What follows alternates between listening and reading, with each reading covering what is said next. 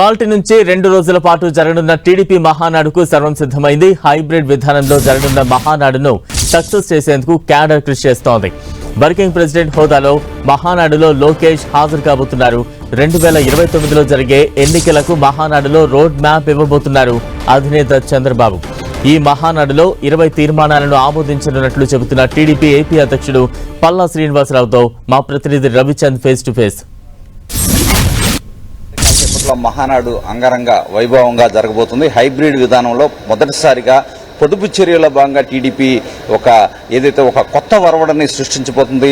ఏదైతే అన్న ఎన్టీఆర్ జన్మదిన సందర్భంగా ప్రతిసారి మహానాడుని చాలా గ్రాండ్గా చేసుకునే ఆనవాయితీ వస్తుంది. కానీ ఈసారి పొదుపు చర్యల భాగంగా సింపుల్గా చేస్తున్నారు. 1800 పైచిలుకు క్లస్టర్లో ఏదైతే ఆన్లైన్ ద్వారా హైబ్రిడ్ విధానం ద్వారా మొత్తం చేస్తున్నారు. అయితే పార్టీలో వారం రోజుల నుంచి కూడా దానికి సంబంధించిన ఏర్పాట్లను అధ్యక్షుడు పల్లా శ్రీనివాసరావు దగ్గర చూస్తున్నారు. సార్, ఈరోజు మహానాడుకి ఉన్న ప్రత్యేకత ఏంటి? హైబ్రిడ్ విధానం ఏ విధంగా జరగబోతుంది? మరి కాసేపట్లో మహానాడు జరగబోతుందండి. రూపాయి విలువను కాపాడాలి, పతనం కాకుండా కాపాడాలి. మరి ఈరోజు ఉన్నటువంటి జియో పొలిటికల్ పరిస్థితుల వల్ల ఆన్లైన్లో చేసుకుంటున్నాం. కొంత మా నాయకులకి నైరాశ్యం ఉన్నప్పటికీ కూడా మొత్తం అందరూ కూడా ట్యూన్ అయ్యారు. ఎందుకంటే బాధ్యత ఎత్తుకోవడంలో మా తెలుగుదేశం పార్టీ నాయకులు కార్యకర్తలు ముందుంటారు. అయితే ఈసారి చాలా ఘనంగా చేసుకోబోతున్నాం. ఘనంగా అంటే కేవలం ఇదొక మీటింగే కాదు, ఇది భవిష్యత్ కార్యాచరణ. పార్టీకి నాయకత్వానికి దిశ నిర్దేశించేటువంటి ఒక వేదిక. ఈ వేదికలో సుమారు మెయిన్ వేదిక దగ్గర 300 మంది దాకా మా సీనియర్ లీడర్షిప్ అంతా ఉంటుంది. ఇందులో పోలిట్ బ్యూరో సభ్యులు, national body, state body, panel speakers అందరూ కూడా ఇక్కడికి వచ్చి ఇక్కడి నుంచి నిర్వహిస్తాం. అలాగే 1850 నుంచి 1900 సెంటర్స్లో ఈరోజు మేము ఆన్లైన్లో చేసుకోబోతున్నాం హైబ్రిడ్ మోడల్లో. ఇప్పటికే కార్యకర్తలు అందరూ కూడా చాలా ఉత్సాహంగా, ఇందులో మొదట్లో కొంచెం నైరస్యం ఉన్నప్పటికీ కూడా ఇప్పుడు చాలా ఉత్సాహంగా పాల్గొని మళ్ళీ స్త్రీశక్తి సెంట్రిక్గా సుమారు 20 తీర్మానాలు ఈరోజు చేసుకోబోతున్నాం అని చెప్పి తెలియజేస్తున్నామండి. అంటే మొదటి రోజు ఏ తీర్మానాలు ఉండబోతున్నాయి? స్పీకర్స్లో ఏమైనా ప్రత్యేకత ఉందా? కొత్త వారికి అవకాశం కల్పిస్తున్నారు స్పీకర్స్?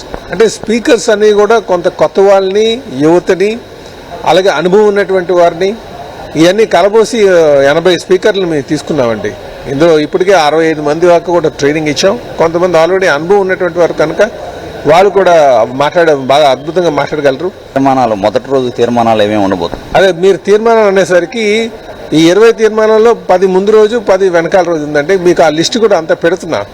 ఇందులో ముఖ్యంగా మీకు చెప్పినట్టుగా రేపు 33% రిజర్వేషన్ మహిళా సోదరిమణులకు వస్తుంది కనుక మహిళా సోదరిమణులకి నాయకత్వ రేపు శాసనసభలోని పార్లమెంట్లో కూడా అవకాశాలు కల్పించాలి కనుక వారికి ప్రాధాన్యత ఇస్తూ ఈరోజు మహానాడు కూడా చేయడం జరుగుతుందండి. దేశంలో ఏదైతే వైసీపీ కావచ్చు, టీడీపీ మధ్య ఇప్పటికే కొంత రాజకీయంగా పరస్పర విమర్శలు జరుగుతున్నాయి.